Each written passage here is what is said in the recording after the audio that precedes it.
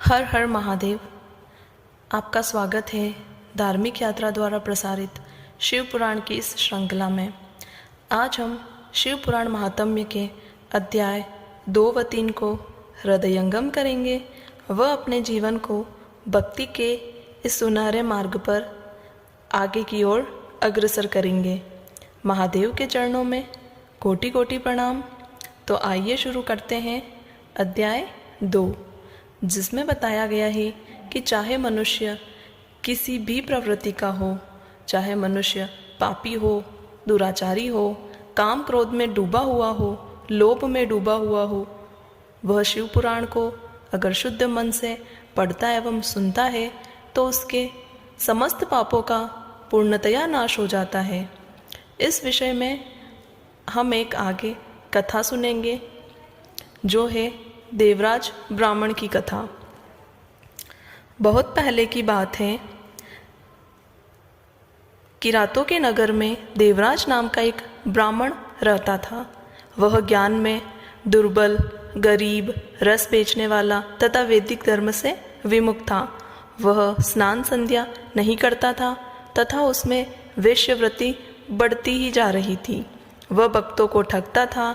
उसने अनेक मनुष्यों को मारकर उन सबका धन हड़प लिया था। उस पापी ने थोड़ा सा भी धन धर्म के काम में नहीं लगाया था। वह वेश्यागामी तथा आचार भ्रष्ट था। एक दिन वह घूमता हुआ देवयोग से प्रतिष्ठानपुर जा पहुंचा। वहां उसने एक शिवालय देखा जहां बहुत से साधु महात्मा एकत्र हुए थे। देवराज वहीं ठहर गया। वहाँ रात में उसे ज्वर आ गया व उसे बड़ी पीड़ा होने लगी। वहीं पर एक ब्राह्मण देवता शिव पुराण की कथा सुना रहे थे। ज्वर में पड़ा देवराज भी ब्राह्मण के मुख से शिव कथा को निरंतर सुनता जा रहा था। एक मास बाद देवराज ज्वर से पीड़ित अवस्था में चल बसा। यमराज के दूत उसे बांधकर यमपुरी ले गए। तभी वहाँ शिवलोक से भगवान शिव के पार्षदगण आ गए। वे कर्पूर के समान उज्ज्वल थे। उनके हाथ में त्रिशूल, संपूर्ण शरीर पर भस्म और गले में रुद्राक्ष की माला उनके शरीर की शोभा बढ़ा रही थी। उन्हें यमराज के दूतों को मार पीट कर देवराज को यमदूतों के चंगुल से छुड़ा लिया और वे उसे अपने अद्भुत विमान में बैठाकर जब कैलाश पर्वत पर ले जाने लगे तो यमपुरी में कोलाहल मच गया, जिसे सुनकर यमराज अपने भवन से बाहर आए। साक्षात रुद्रों के समान प्रतीत होने वाले इन दूतों का यमराज धर्मराज ने विधि पूर्वक पूजन कर ज्ञान दृष्टि से सारा मामला जान लिया। उन्होंने भय के कारण भगवान शिव के दूतों से कोई बात नहीं पूछी। तत्पश्चात शिवदूत देवराज को लेकर कैलाश चले गए। वहाँ पहुंचकर उन्होंने ब्राह्मण को करुणावतार भगवान शिव के हाथों में सौंप दिया। शौनक जी ने कहा, महाभाग सूत जी, आप सर्वज्ञ हैं। आपके कृपा प्रसाद से मैं कृतार्थ हुआ।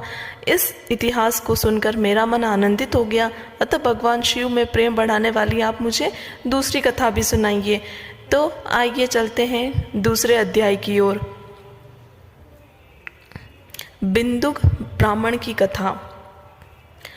श्री सूत जी बोले, शौनक सुनो, मैं तुम्हारे सामने एक अन्य गोपनीय कथा का वर्णन करूंगा, क्योंकि तुम शिव भक्तों में अग्रगण्य व वेद वेताओं में श्रेष्ठ हो। समुद्र के निकटवर्ती प्रदेश में वाशकाल नामक गांव है, जहाँ वैदिक धर्म से विमुख महापापी मनुष्य रहते हैं। वे सभी दुष्ट हैं व उनका मन दूषित विषय भोगों में ही लगा रहता है। वे देवताओं एवं भाग्य पर विश्वास नहीं करते हैं। वे सभी कुटिल वृत्ति वाले हैं, किसानी करते हैं, विभिन्न प्रकार के अस्त्र शस्त्र रखते हैं। वे व्यभिचारी हैं। वे इस बात से पूर्णतः अनजान हैं कि ज्ञान, वैराग्य तथा सद्धर्म ही मनुष्य के लिए परम पुरुषार्थ हैं। वे सभी पशु बुद्धि हैं। अन्य समुदाय के लोग भी उन्हीं की तरह बुरे विचार रखने वाले हैं, धर्म से विमुख हैं। वे नित्य कुकर्म में लगे रहते हैं एवं सदा विषय भोगों में डूबे रहते हैं। वहाँ की स्त्रियाँ भी बुरे स्वभाव की, स्वेच्छाचारिणी, पाप में डूबी, कुटिल सोच वाली और व्यभिचारिणी हैं। वे सभी सद्व्यवहार तथा सदाचार से सर्वथा शून्य हैं। वहाँ सिर्फ दुष्टों का निवास है। वास्कल नामक गांव में बिंदुक नाम का एक ब्राह्मण रहता था। वह अधर्मी, दुरात्मा एवं महापापी था। उसकी स्त्री बहुत सुंदर थी। उसका नाम चंचुला था। वह सदा उत्तम धर्म का पालन करती थी, परंतु बिंदुक वेश्यागामी था। इस तरह कुकर्म करते हुए बहुत समय व्यतीत हो गया। उसकी स्त्री काम से पीड़ित होने पर भी स्वधर्म नाश के भय से क्लेश सहकर भी काफ़ी समय तक धर्मभ्रष्ट नहीं हुई, परंतु आगे चलकर वह भी अपने दुराचारी पति के आचरण से प्रभावित होकर दुराचारिणी और अपने धर्म से विमुख हो गई। इस तरह दुराचार में डूबे हुए उन पति पत्नी का बहुत सा समय व्यर्थ बीत गया। वेश्यागामी दूषित बुद्धि वाला वह दुष्ट ब्राह्मण बिंदुक समयानुसार मृत्यु को प्राप्त हो नरक में चला गया। बहुत दिनों तक नरक के दुखों को भोगकर वह मूढ़ बुद्धि पापी विंध्य पर्वत पर भयंकर पिशाच हुआ। इधर उस दुराचारी बिंदुक के मर जाने पर वह चंचुला नामक स्त्री बहुत समय तक पुत्रों के साथ अपने घर में रहती रही। पति की मृत्यु के बाद वह भी अपने धर्म से गिरकर पर पुरुषों का संग करने लगी थी। सतिया विपत्ति में भी अपने धर्म का पालन करना नहीं छोड़ती हैं। यही तो तप है। तप कठिन तो होता है, लेकिन इसका फल मीठा होता है। विषय इस सत्य को नहीं जानता, इसलिए वह विषयों के विषफल का स्वाद लेते हुए भोग करता है। एक दिन देवयोग से किसी पुण्य पर्व के आने पर वह अपने भाई बंधुओं के साथ गोकर्ण क्षेत्र में गई। उसने तीर्थ के जल में स्नान किया एवं बंधुजनों के साथ यत्र तत्र घूमने लगी। घूमते घूमते वह एक देव मंदिर में गई। वहां उसने एक ब्राह्मण के मुख से भगवान शिव की परम पवित्र एवं मंगलकारी कथा सुनी। कथावाचक ब्राह्मण कह रहे थे, जो स्त्रियां व्यभिचार करती है वे मरने के बाद जब यमलोक जाती है तब यमराज के दूत उन्हें तरह तरह से यंत्रणा देते हैं। वे उसके कामांगों को तप्त लोह दंडों से ढाकते हैं। तप्त लोह के पुरुष से उसका संसर्ग कराते हैं। ये सारे दंड इतनी वेदना देने वाले होते हैं कि जीव पुकार पुकार कर कहता है कि अब वह ऐसा नहीं करेगा, लेकिन यमदूत उसे छोड़ते नहीं हैं। कर्मों का फल तो सभी को भोगना पड़ता है। देव, ऋषि, मनुष्य सभी इससे बंधे हुए हैं। ब्राह्मण के मुख से यह वैराग्य बढ़ाने वाली कथा सुनकर चंचुला भय से व्याकुल हो गई। कथा समाप्त होने पर सभी लोग वहां से चले गए। तब कथा बाँचने वाले ब्राह्मण देवता से चंचुला ने कहा, हे ब्राह्मण, धर्म को न जानने के कारण मेरे द्वारा बहुत बड़ा दुराचार हुआ है। स्वामी, मेरे ऊपर कृपा कर मेरा उद्धार कीजिए। आपके प्रवचन को सुनकर मुझे संसार से वैराग्य हो गया है।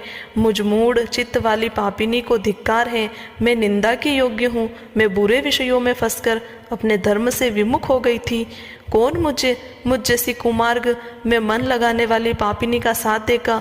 जब यमदूत मेरे गले में फंदा डालकर मुझे बांध कर ले जाएंगे और नरक में मेरे शरीर के टुकड़े करेंगे, तब मैं कैसे उन महायातनाओं को सहन कर पाऊंगी। मैं सब प्रकार से नष्ट हो गई हूँ, क्योंकि अभी तक मैं हर तरह से पाप में डूबी रही हूँ। हे ब्राह्मण, आप मेरे गुरु हैं, आप ही मेरे माता पिता हैं। मैं आपकी शरण में आई हूँ। मुझ अबला का अब आप ही उद्धार कीजिए। सूत जी कहते हैं, शौनक, इस प्रकार विलाप करती हुई चंचला ब्राह्मण देवता के चरणों में गिर पड़ी। तब ब्राह्मण ने उसे कृपापूर्वक उठाया। ओम नमः शिवाय। इससे आगे की कथा हम अगली वीडियो में जानेंगे।